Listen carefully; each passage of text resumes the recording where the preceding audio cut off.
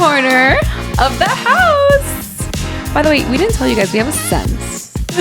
So I keep saying that and people are like, oh, you made a scent? And I'm like, well, no. We just like declared this the scent for House of Her. We declared the Le Labo, the Noir 29, the House of Her scent. So if you ever want to feel like you're with us, just buy this.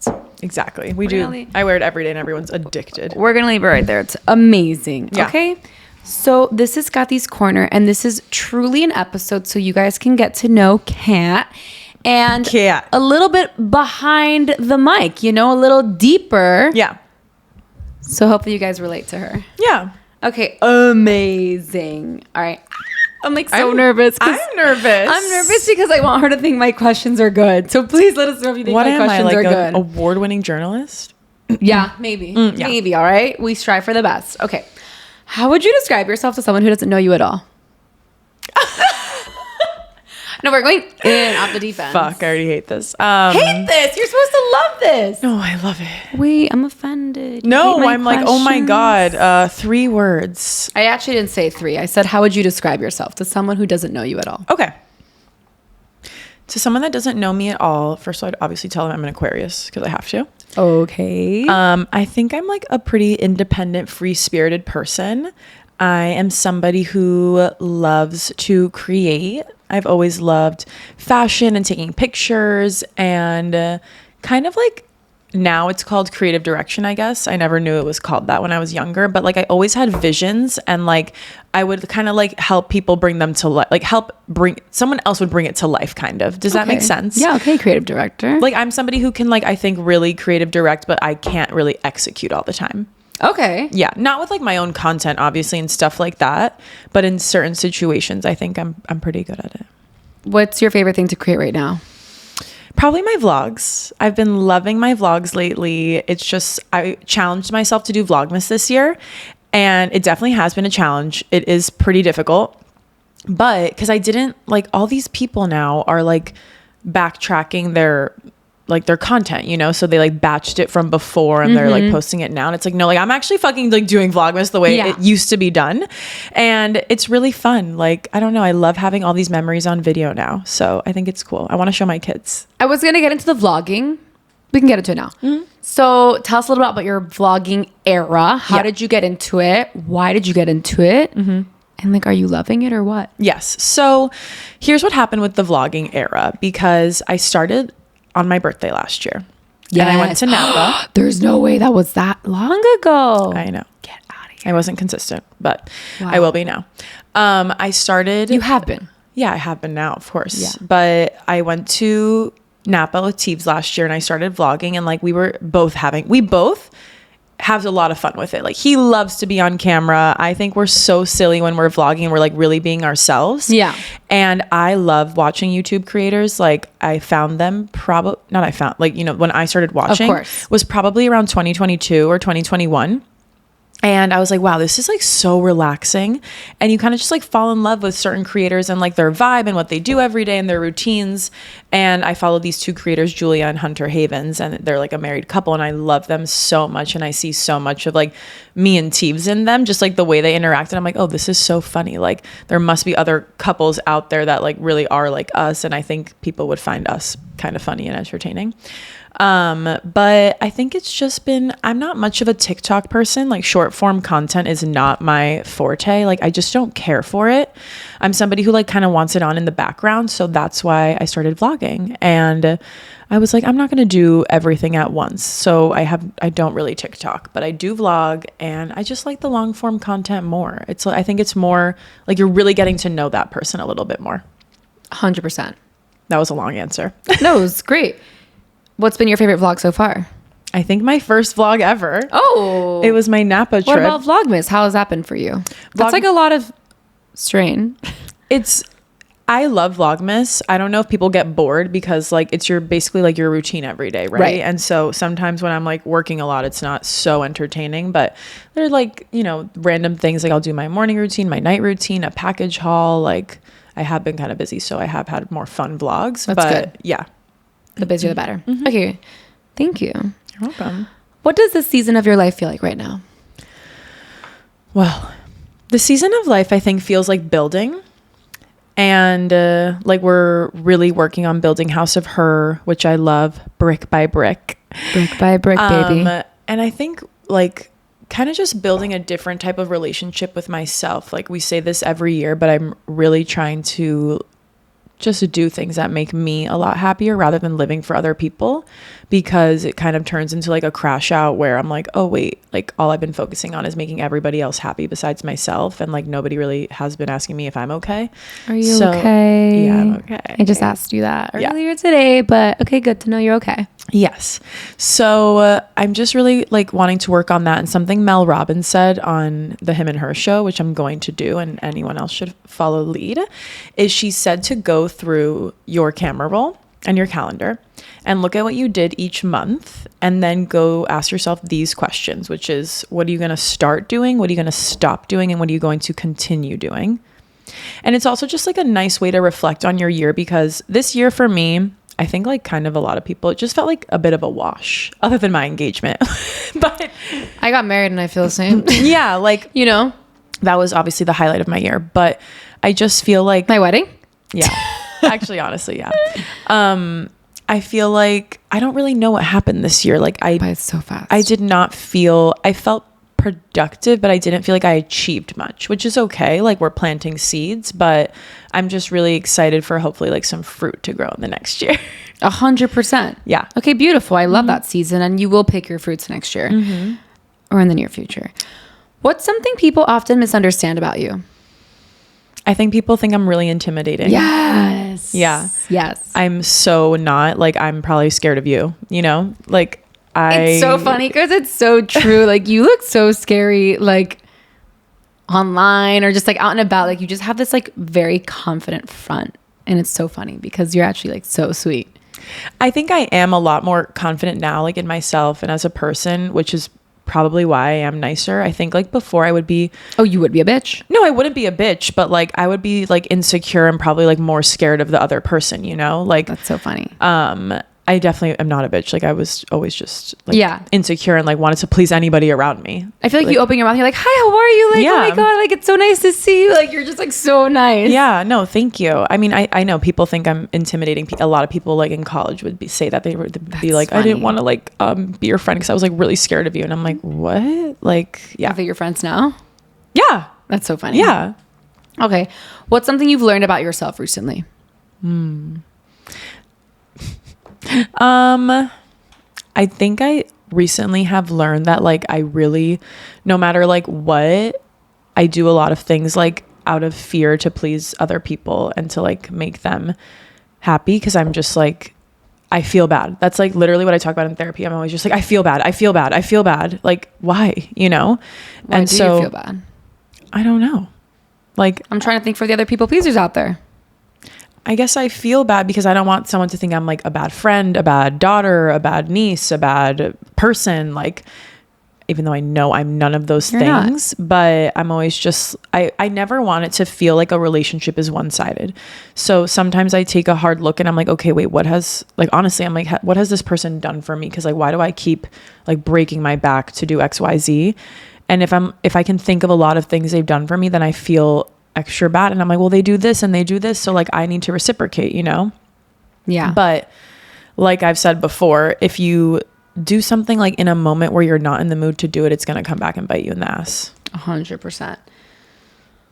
What's something you're prioritizing this year that you didn't before? Myself. It kind of goes along with the last question, but I really like, I want to work on this with my therapist this year, and I want to just like construct my goals for 2026. And I really want one of them to be like just really taking myself seriously, because I have been trying to work on like regulating my nervous system for a long time, and it's still not where I want it to be. So, and I haven't been taking it as serious as I should. So in 2026, like that's something I really want to get a hold of, my nervous system. Okay. Very specific. Love. I need to ask you, because for the people who don't know her, Katy is, well, I know you say you do a lot for other people, but she is the person who has so many close friends, but can manage to have all these close friends. And I want to know, is that something that came naturally to you, to always like just check in on people and have these relationships? Because to me, I'm always like, how does she do it? I cannot do this. even the other day I was writing a text and she goes, "You're so not personal." And I'm like, well, it was not supposed to be that, but you're just like, "Oh my God, that was so impersonal." I'm like, well, how do you do it? Like, were you always like this, or is this someone you became? I'm trying to think, because I'm even thinking about like my mom, and she like, so I don't think was like this. Like, she, a Virgo? I don't know. I didn't know her like before, but I don't know. Yeah. Like, I don't know. I don't think it was really something I was taught as a kid. I think this is what it is. I think that when you like have gone through a lot of hurt and things, it makes it so much better when people show up in the world as like positive and radiant, like no matter what, even if they don't know what's going on in your life. It's kind of just something that I notice in my everyday. That's so nice. Like, you know, it's sometimes like you wake up and you're trying your best, but it helps so much when somebody else is like radiating positive energy to just like kind of like refresh you and wake you up, and like you can be like, oh my God, you know what? Like, wow, like I feel actually better just like listening to that person or being around them, or them just holding the elevator door open for me. So when I go through my day-to-day, I really try to think like we don't know what everybody is going through that day, and everybody is always going through something. So I don't know. I just want to be like a beacon of positivity for anybody that I encounter, like to add something nice to their life rather than whatever else they're dealing with that day. So how do you manage with so many people in your life? I know that's something you're working on, but that's why I want you to tap into it. It is something I'm working on, and I'm not checking in on every single person every single day. No, that'd be like a full-time job. It's impossible. And guess what? People still get mad at me. Like certain friends like will still get mad at me and be like, I haven't spoken to you and blah, blah, blah. And it's like, oh my God, like I'm juggling 30 other people and like, you're still important to me. But like, yeah, it's people still get mad. So it's like, okay, what are you doing? What you can. Yeah. I really am just like, I'm doing the best I can. I think that's really nice what you said though about it's so nice when people show up for you with a positive vibe. Mm-hmm. So you always want to show up for everybody else in a positive vibe. And it's something that we talk about, that's like not showing up like with negativity, or like we don't want to talk to each other if we're going to be like boo-hoo, you know? Yeah. And also people call me and I don't answer all the time, because if I can't answer in a positive way, like I'm not going to answer the phone to spread my negative energy. Are you putting too much pressure on yourself? No, I fucking hate if like I'm calling someone and they're like, hey, like, oh yeah, no, you just ruined my day, honestly. Yeah. So if I don't answer you, it literally has nothing to do with you. Do that? No. Okay. No. Also, like, you and I are talking about work all the time. Like, I don't know. It's just not. We talk about other things. No, we talk about a lot of things. That. Okay, we good. do. Beautiful. That's why we started a podcast. Okay, I know you said you're working on this, but how do you protect your energy and yourself when you feel like you're emotionally drained? What do you actually do for yourself? So I sort of detach, which I don't think is a good thing. Okay. But I know myself, and like some people when they're sad and going through it, like they want attention and they want to share and they want to talk and they want to be with somebody else. And like, I fully am such a person that's just going to detach. Like how I protect my energy is the best. I put my phone on my charger in my room. I put it on Do Not Disturb. This can be at like 7:30 p.m. And I literally do not look at it until the next morning, like after I've finished my workout. Like I am not looking at that shit. I don't want to know what's going on. I can't like physically, like I can't respond to you. So if I don't see it, then I don't feel bad not responding. Yeah. But if I see something, I'm responding. Does it give you anxiety the next day to see what you missed out on if someone's writing you? Sometimes when I'm opening my phone, like when I'm ready to open the phone, I am like, oh, fuck, like what's coming here? Like, you know, because it's been like a lot of hours that I haven't looked at it. So yeah, sometimes before I open it, I'm like, oh my God, like I really hope like nobody like said anything crazy or whatever. Yeah. Like nothing's urgent. So, but that's what I do. I put my phone in the other room. I come to the living room. I read. If Teeves is home, like we're chatting, we're laughing, 100%. Watching football, cooking, whatever. Like, and if you need me, like you'll find somebody else to talk to. Well, you know what? Like if there's any emergency, call 911 or call somebody else. Like if there was truly an emergency, they would not be calling you. Exactly. You know, so it's nothing urgent. Mm-hmm. And it feels so good. Sometimes I go on walks and I leave my phone behind and you're like, free. It's the best. So good. It's the best. So it's really good to just not be on your phone. Okay. I need to talk about your confidence. Okay. I need to know if this was something you were born with, or at what age did you have this confidence? Because not only is it internal, but it's also physical. It's like you walk into a room, you have the most insane posture. No, it's so true. It's so nice. No, because my entire family and I talk about it all the time, like got these posture, and like you never like, you're always like put together. You always are, you just like this radiate this thing of like confidence. Like, I'm a woman, don't fuck with me. Wow. And I need to know like, when did this start? Because like me, I feel like a little girl, you know what I mean? Like, I wasn't like that. And I feel like I always saw you as like that, even in high school. That's crazy. It's kind of like, maybe it didn't match internally back then, but I need to know like, when did it start and how do you carry yourself in such a graceful way? Wow, that's such a beautiful question. Okay. I will answer this to the best of my ability. I think that honestly, like, I'm laughing. Like, honestly, I was like so fat my whole life. I didn't know her back then. Yeah. I like was always so fat, and like maybe that's why I'm funny. Like, it just shows if you were like never fat, like you're not funny. But anyway. Am I not funny? No, you're like, yeah, and I've always been skinny. Like, I was just always like fat and overweight, so you kind of have to like have something else to you if you're not going to be like skinny and pretty, right? So the thing is, like, I so don't think like funny was like what I liked you for when we started being friends. What did you like me for? Like, just as a person. Oh, that's really nice. I thought we just had like great deep convos. Of course, that's why we're here. Yeah, of course. I don't know. I think that like pretty much all of high school, maybe until my senior year, like I lost like a little bit of weight or whatever. And then but I'm getting to a point here, by the way. Please do. I'm kidding. Oh, really? Land the plane. And then I got to college, and I remember like being really intense. And we've talked about this in the past on the podcast. Like, I was like, forget it. Like, I'm done looking like this. Like, I was just like sick of it. And it brought like a lot of toxic energy, but it also like helped me in the long run. And I ended up like being on a really strict like exercise thing and meals, and like being really strict with myself, and that led to a whole lot of horrible things. I was basically like orthorexic. I would eat like every 2 hours, very specifically, no carbs after 5 p.m. Like, and I was a college kid. Like, there was no point in putting all that stress on myself. I'm not a fucking Olympic like athlete, you know? So I was doing all of that, and I started to like lose weight and feel better and look better, but I still was never confident. Like, I never was like skinny enough or felt pretty enough. Like, all of that stuff has seriously nothing to do with the physical. I think I've learned, which is what the turning point was. Cause I was like, okay, how much more weight am I going to lose until I finally love myself, you know? Yeah. And it's not possible to just like keep looking in the mirror and wanting to love yourself for how you look. It never was. And that was reflective in people that I dated in college too, because I was dating people who certainly weren't showing me unconditional love. And I think that was my turning point. Like, and people ask about like dating and stuff, but when I finally just like honestly broke off my previous relationship and just like embraced me for who I was, and like I was no longer in that toxic cycle of like working out twice a day, eating crazy meals, like so Did that happen at the same time? When that you like stopped this like toxic cycle of working out the meals and everything in your breakup? It was definitely similar because it was kind of like all in COVID. So first of all, I couldn't work out twice a day anymore. So it was like that, but it was like that same era. Yeah. Which is really interesting. Yeah, it is. And like once I just like let myself be me, and of course it's, you know, it's hard still. Like every woman will probably like deal with this the rest of their lives. I hope my goal is to, by the time like I have a daughter, to like never want to ever think about like what I'm eating or what I look like again. We'll see if that happens. It's genuinely a big goal of mine.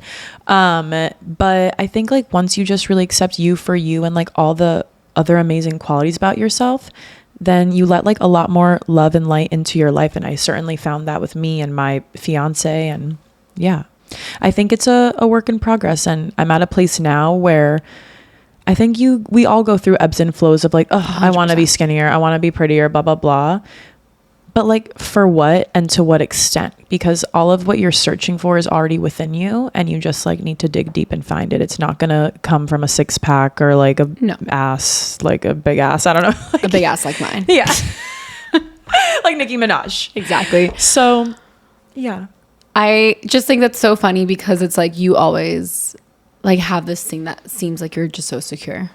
And securing yourself. Really, so I just had to know like how you got there. Like, did your parents tell you they loved you all the time? Oh my God, yes. You know what I mean? Yes. Like, did you feel that so much from them too? You know what I mean? Like, my parents, like, they're the best people ever. Like, my dad, literally, I said this on the vlog. To this day, bro, he's like, you're just so beautiful. Yes. Like, I went.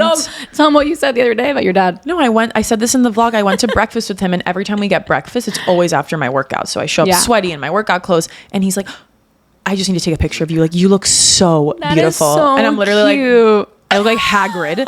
And I'm like, this is insane. And then when I'll show him pictures from like my trip or when I'm like dressed up and going out, and he's like, oh my God, like this is like, you're a model. Like they have always been so encouraging and like kind. You know what I mean? Yeah. Yeah. They really funny. Like, I don't think my dad told me that like once. But I will say that I don't think that's ever made me feel like more secure with myself.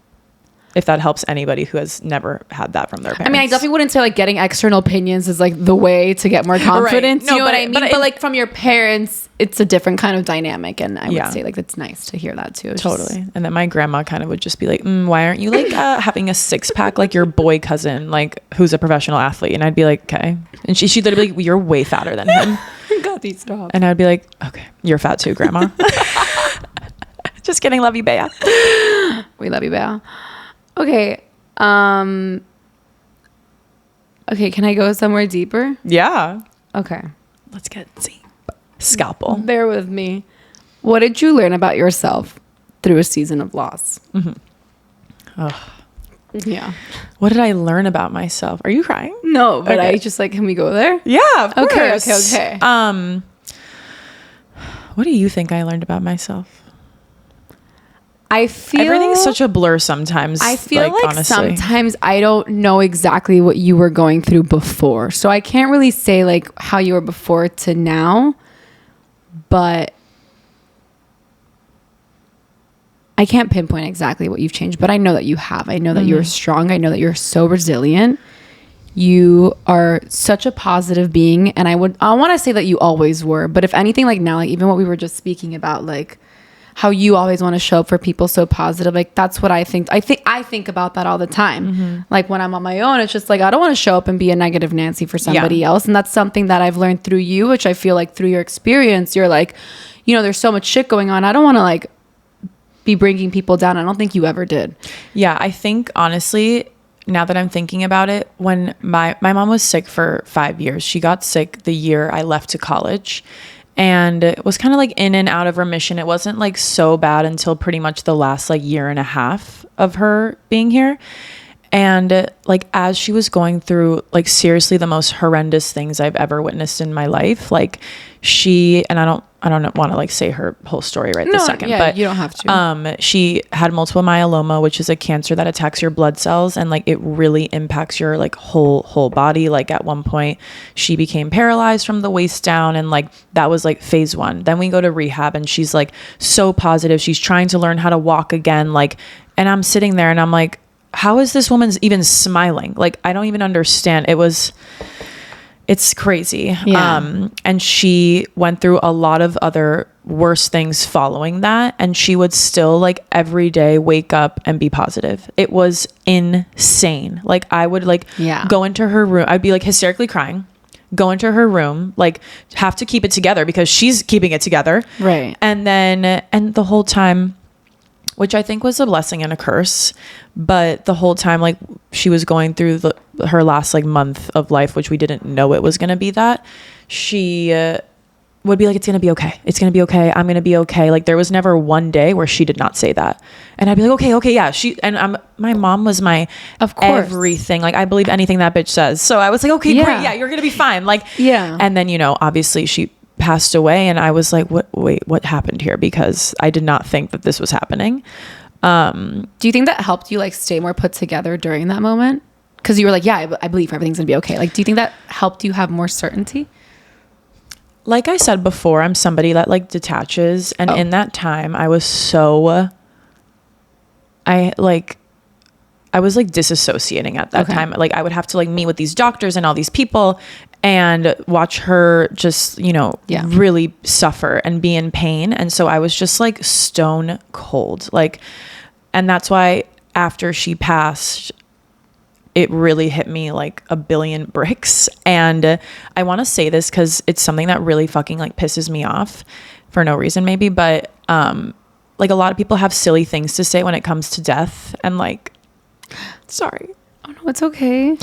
Like, no matter how somebody passes away, like it's really hard, you know? 100%. And a lot of people would be like, oh, but you knew it was coming. Right. And it's like, you don't even know like what was going on, 100%. You know? So if you like know somebody that has lost somebody, never say anything like that. Like, it doesn't matter if somebody passes unexpectedly. It doesn't matter if they were suffering. Like, none of that matters. Like, that person just lost somebody really important to them, you know? So I just really want to emphasize that for anybody listening, because it's something that I have dealt with a lot, and it's so hurtful when people say things like that. And I know they don't know what they're saying. Yeah. So you can't take it personal, but it's just not a helpful statement. So I hope somebody heard that and can take that away from me. I think that's something like silly that people say all the time, and they can take that, not say that.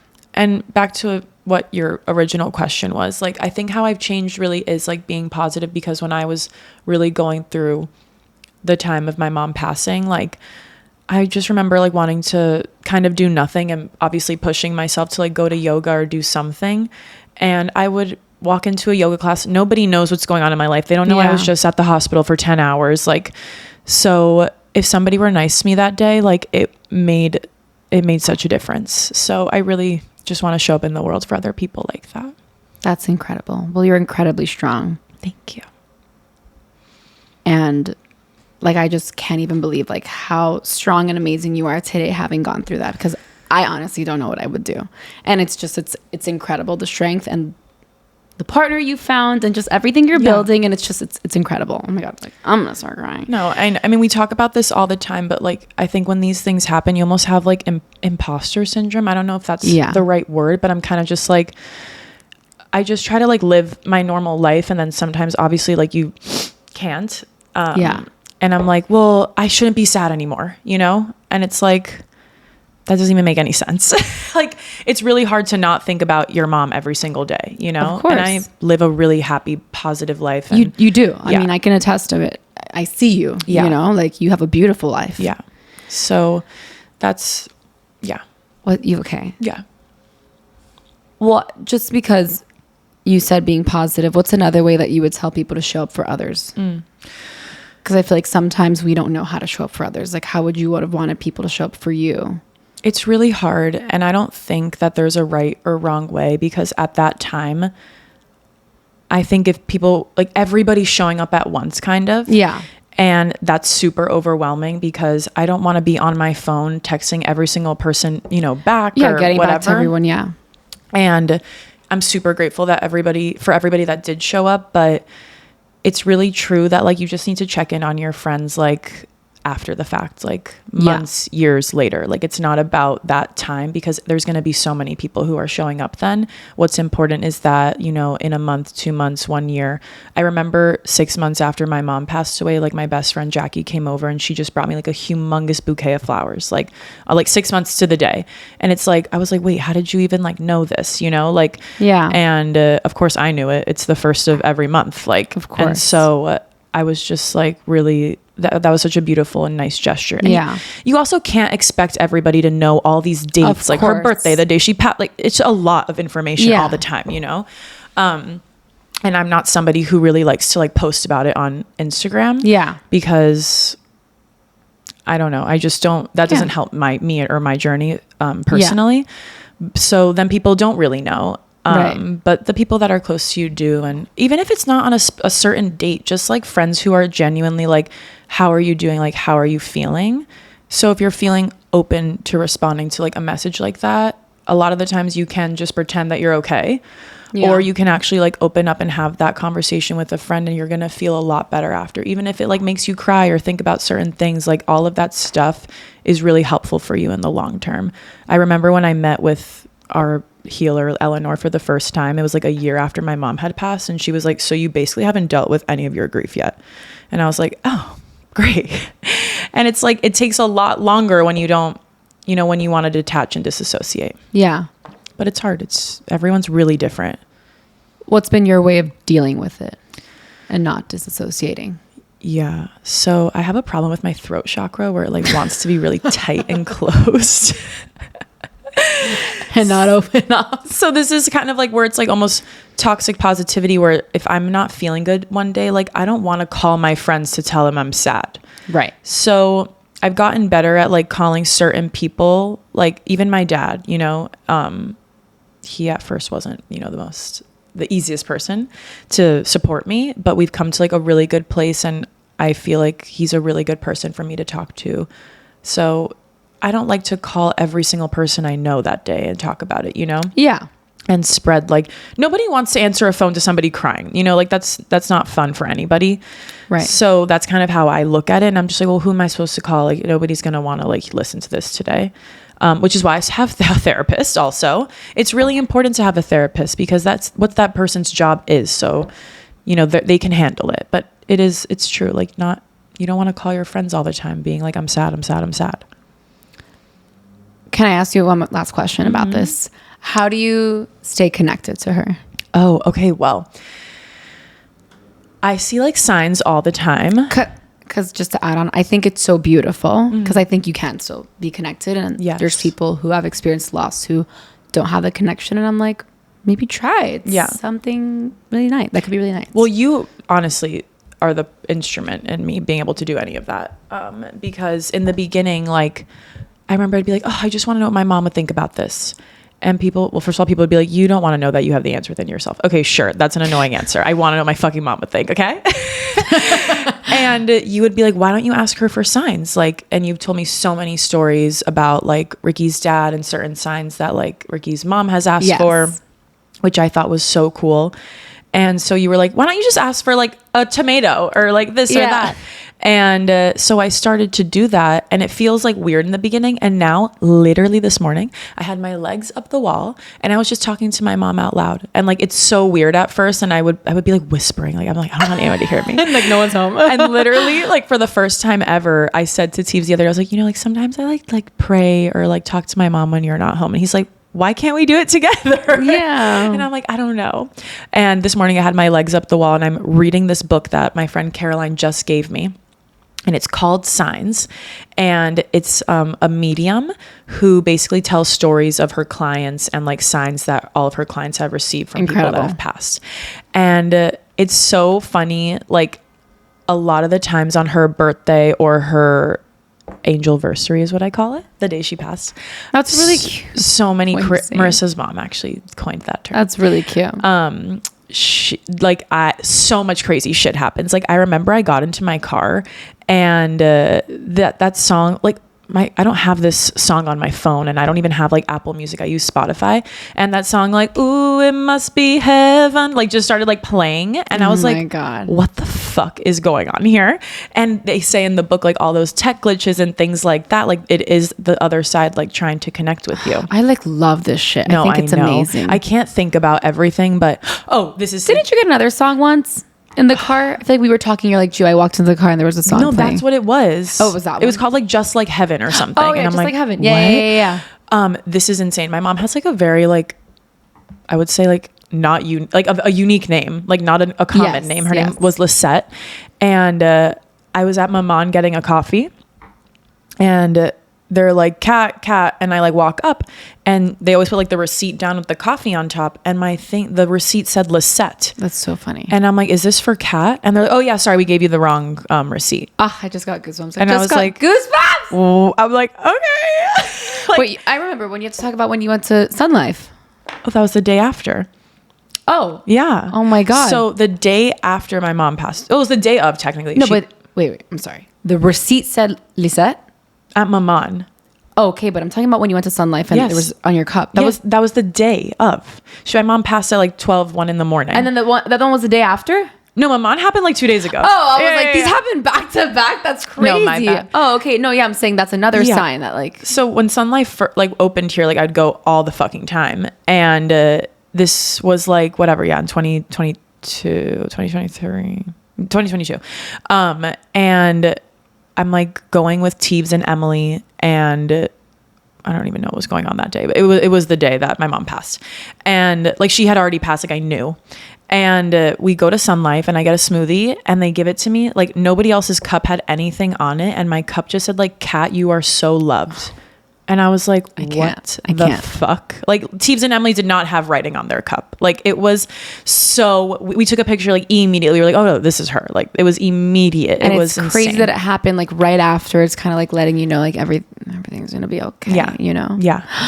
Signs are sick. If you like, I think they're really, if you believe in it, which I like, how can you not? Seriously. Yeah. Well, this book really affirms like why you should like, it's not a coincidence. Obviously in Kabbalah, we always say like nothing is a coincidence, but like she says it in this book like 100 times. She's like, these are not coincidences. Like, and honestly, like just, but remember on her birthday or angelversary, we went to Porto Sole, yellow flowers everywhere. Yellow roses everywhere. That was her favorite flower. And I remember like yellow rose to me, every time I think of a yellow rose, I think of your mom. Yeah. Whenever I see one.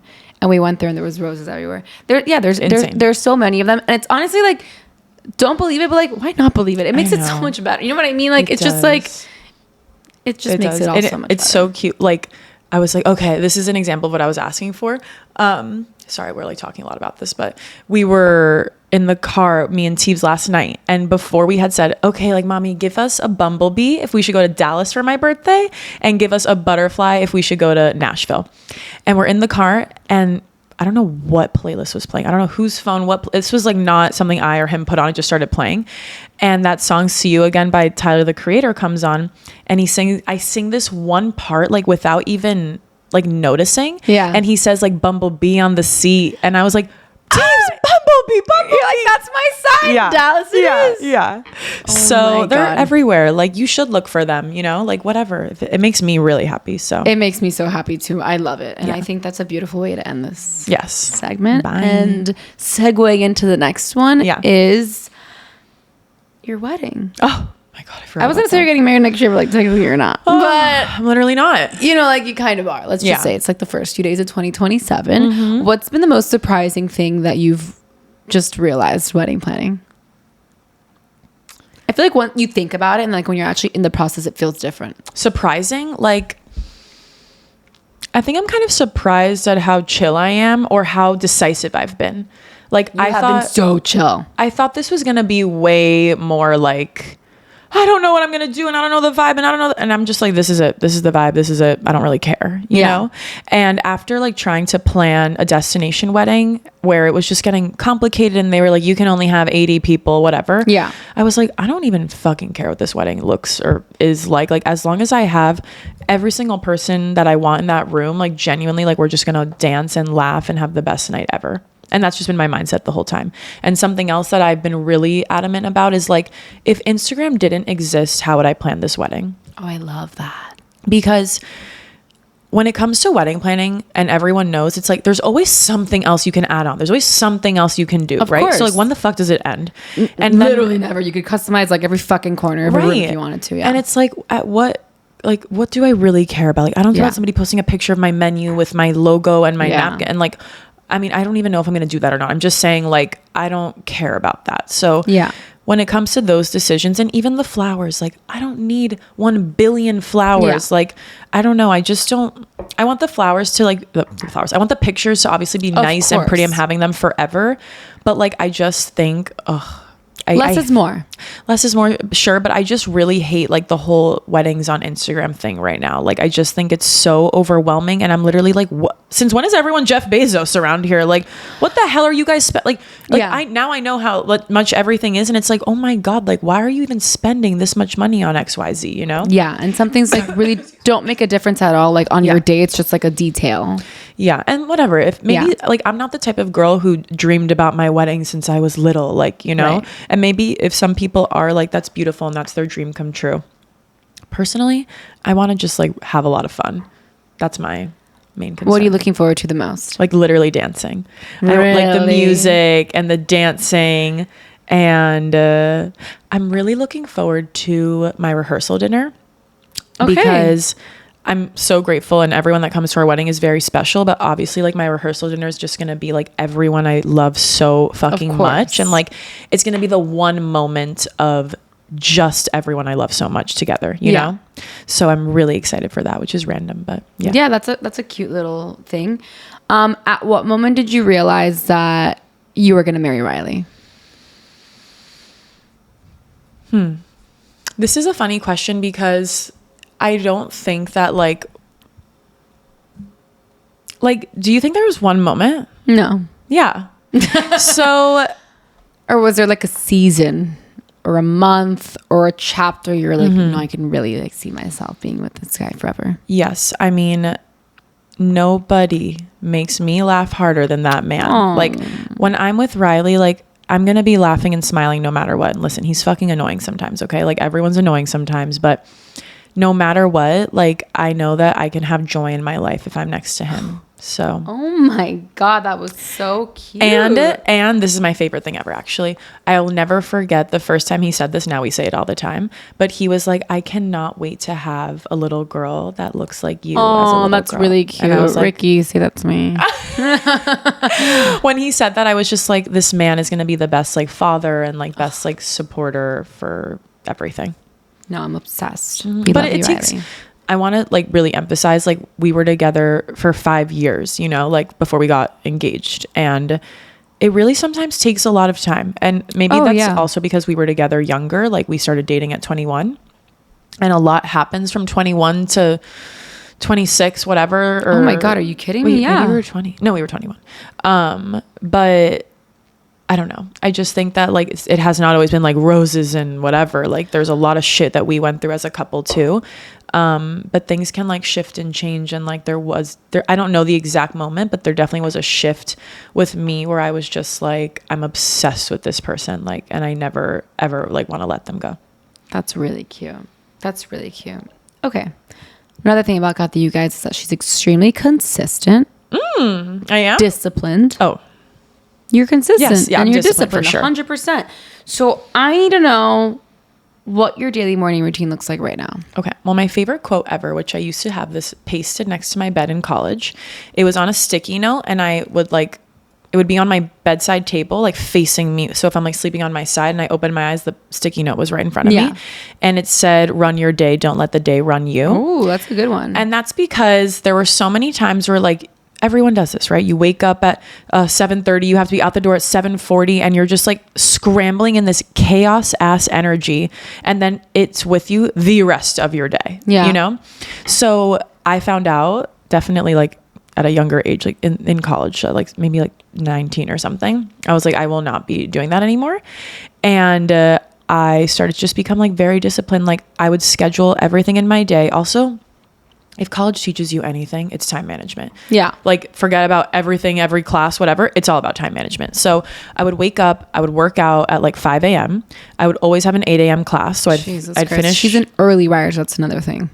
Listen, nobody's an early riser. You are an early riser. I just rise early. Like, you know what I mean? I rise late. I'm rising later these days. College, obviously you have a more intense schedule. So I was waking up at that time. Then I had class at 8 a.m. I had to eat breakfast before, shower, whatever. Then I'd go to class from 8 straight until like 1:45 or something like that. And then I would babysit from 3 to 6. And then I'd come back and I'd have something for my sorority. Like you are always doing shit in college. Yeah. So if I wanted to like make sure I was taking care of my body, the only time is 5 a.m. Yeah, literally. So anyway, I think that it just started in school and it carried with me like all through work. Like I know that I will not be moving my body in the afternoon ever. Like that is just not my thing. It's not my thing either. I am so tired by the time like 6 p.m. rolls around. Walk, but like maybe working out, no. I'm not working out. So I just know that I have to move in the morning. And so I schedule it for whatever time it has to be in order to fit with the rest of my day. But like right now, what's your morning routine? Oh, okay. Right now, my morning routine. My morning routine right now, I wake up, I go to the bathroom, brush my teeth, I ice roll. I put on Peter Thomas Roth eye patches. Okay. Oh my God, so luxe. I put on my workout clothes immediately, no matter what time I'm working out. If I wake up at 6 and my workout's on until 8, I'm still putting them on at 6 because I don't want to like wait and lounge around in my pajamas and then like be like, OMG, I like have to go, you know? So I put them on. I come out here. I always journal. I either do the 5-minute journal or I do like a long journal sesh. It depends on how much time I have that morning. And lately I have not been doing coffee in the morning. I've been doing tea. Yes. And I always have breakfast like right when I wake up, which means it can be at 6:30, it can be at 7. I just have found for myself, number one, I like to fuel before my workouts. And number 2, if I'm not eating before my workout doesn't go as well. And number 2, if I like wait to eat after, I'm like so fucking hungry. And then like, I kind of like can't stop the hunger the rest of the day. But if I wake up and eat at like 6:30, I can like go work out and not eat until 1 p.m. I don't know why, but that's just what works for me. Like, and I feel like, okay. But if I don't do that, I'm like so ravenous the entire day. Okay. Beautiful. Yeah. What's, one non-negotiable that you do for your body or your energy, even on busy days? I always move unless I have like a specific, like today, for example, I'm not working out, but I like scheduled that into my week, but I move every single morning. I just like really like to like wake up, do my thing. I'm not looking at my phone. I go work out and then I look at all the technology that I need to look at. Amazing. And what's something you've actually simplified in your routine? Everything. I used to do like meditation, legs up the wall, journal, fucking ice roll, sauna. Like I used to have like a fucking 3-hour morning routine. It's not sustainable. It served me in that time and I needed it to like get into the rhythm. But now my routine is like 15 minutes. Oh, that's so good. Yeah. And you can do it like anywhere. Amazing. What's a product you're loving right now? My Le Labo Teint Noir 29. What's inspiring or who is inspiring your fashion right now? Me, because I really don't. She's that girl. No, I don't care if you like, I don't think I'm like the most fashionable, but I really don't like getting fashion inspiration from people because I just feel like I'm copying them and I'm not like being authentic to myself. Wow. I just like, I know what looks good on me, right? And then I just like base pieces around that and put them together. But I really don't have a fashion inspo. Okay, so when you're getting dressed quickly, what do you default to? Vince black trousers and like this halter shirt I have. I know what neckline like looks good on me. I have it in every color and I just put on a loose pant with like a more form-fitting like cute top. Amazing. What advice would you give to your younger self? I sound like those therapists were like, My younger self, I think I would like tell her to like open up her heart a little bit at a younger age. I think it took me a really long time to like... With yourself, like with friends or like with who? I think I used to be very much just like, ooh, I don't have emotions. Oh, I was the same. Yeah, like that's not cool, you know? And that's actually like really bad for you. I was like, I never cry. Yeah. I was always just like, that's embarrassing that you're sad. Like things like, not embarrassing, but you know, I would be like, I'm embarrassed if I'm sad. She said she wasn't a bitch. Maybe I was a bitch. I don't know. Yeah, I would just tell her like to open up her heart. And what are you consciously telling yourself now as you work toward the version of yourself that you're becoming? Well, my favorite affirmation that I say every day is I love and approve of myself. Okay. And I also say I am worthy of greatness and success. You are worthy of all those things. And we've gotten to the section where it is the mailbox. Okay, let's go. Okay. First question. I'm trying to be financially responsible, but everything socially revolves around spending. Dinners, trips, weddings, events. How do you stay disciplined with money without isolating yourself or feeling left out? This is so common for everybody in their 20s, right? I think the best way to do this is go on a walk with your friends. Go get a coffee with your friends if you don't want to spend money on a whole meal. A lot of the times I'm like, I'm eating at home. I'll meet you guys after. And also like, you just really have to learn how to budget accordingly. Like you can do these things. You can hang out with your friends and also like be fiscally responsible, you know? And not like be spending bands. Right. Like you don't need to go to like Chateau Zizi's every night. Absolutely. But like you can at least once a month probably like go to like a chill dinner with your girlfriends. So how do you not feel left out? I would try to make like different types of plans, like going for a walk, grabbing a coffee. I mean, we live in Miami, go to the beach, go play golf, go play tennis, like, you know? Okay, golf. Like, some girls like golf. I feel pulled in a million directions. Work takes up a lot of my time. My partner wants time together. My friends want to hang out. My family says they never see me. Oh, how do you handle competing expectations without feeling like you're constantly disappointing someone? I think you should answer this because that's my question to you. Well, I specifically chose this because I know you're working on it. So I want to know how you can answer the people with your question, with your answer. Well, can you answer first? Okay. Well, now I'm going to have to think about it because I was giving it to you. How do I handle competing expectations without feeling like you're constantly disappointing someone? People's expectations is like their problem. Like what is my priority? Usually my priority is I want to be with my husband or I want to see my family, and then it's friends. Like, that's my order. Work for me is, let's say during the week. So during the week, I'm not going to see friends because I'm going to be tired at night. Probably won't be with my family. And then when it comes to the weekend, yeah, I want to say I want to be with my husband, my family, and then my friends later, last minute plan. Those expectations of people are going to have to go bye-bye because they don't fit into my priorities. Yeah. And that's also why I don't love to do like so many plans in advance, just because I want to see what I feel, you know? That it's obviously what I'm aiming for. And I think also like you feel different vibes from different people each week too. Like kind of depends on like what 100%. You need that week. Yes. So in a nice like ideal world, I would like to like keep everything free and then kind of just see how I'm feeling and like who I'm really missing and want to see and reach out to them. That's what I would try to do. That's what I do. And yeah, it is what you do. And it's true. Like people's expectations are like truly their own problem. And like, yeah, they have to like, I don't expect things of other people. I don't expect anything. And I say that like with, like truly. Me too. Maybe Ricky. I'm like, Ricky, hang out with me. But like besides him, like I don't expect anything from anyone else. Me either. Cool. I've noticed I'm always the one making the effort in friendships. Planning, showing up, checking in. At what point do you stop trying without burning bridges? I think that we kind of said this before, but like you don't need to burn an entire bridge. Like you can distance yourself. Like why don't you try putting all that effort that you're putting into that one friend into another one who will probably reciprocate, or a boyfriend, or finding a boyfriend or girlfriend. However, this is a show for women, so I don't really care what the boys think. I'm planning my wedding and didn't expect how emotional people would get about being included, their roles, opinions. How do you handle bridesmaids or wedding drama without letting it ruin your experience? I don't know. I haven't figured that out yet. You really haven't. You know why I chose these questions, right? Because I don't know the answers to them?